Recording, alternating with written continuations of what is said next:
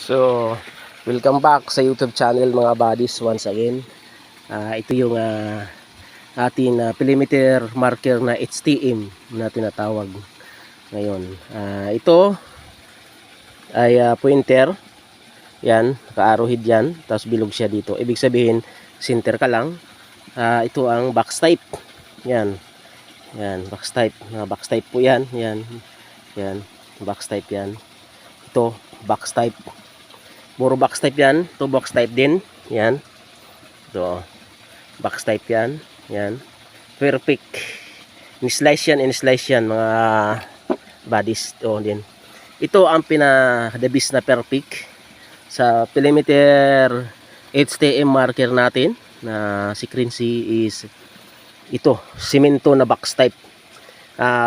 Ano to, buhos talaga to, as in simento to na pinatigas, as in box type talaga siya. Kung makikita nyo, haba niya ay shitty. Ito, natamaan lang niya ng barita ng hammer, kaya po siya na biak. So makita natin, buhatin natin po. Ayan. Yan. Makikita nyo yan. Yan o. So simento yan. Simento yan siya. Ayan. Box type yan. Yan o. Anong mayroon siya? May guwit siya. Ayan o. Yan. So simento yan mga buddies. Yan o. Ayan. Simento yan. Makinis. Ayan. Slice talaga yan. Box type yan. Simento. Na buo. Ayan o. Perfect. Perfect na pagka box type. Ayan. So ayan o. So perfect yan na pagka box type na simento siya na nakalagay. So ang sukat nito is 7 ang sukat nito.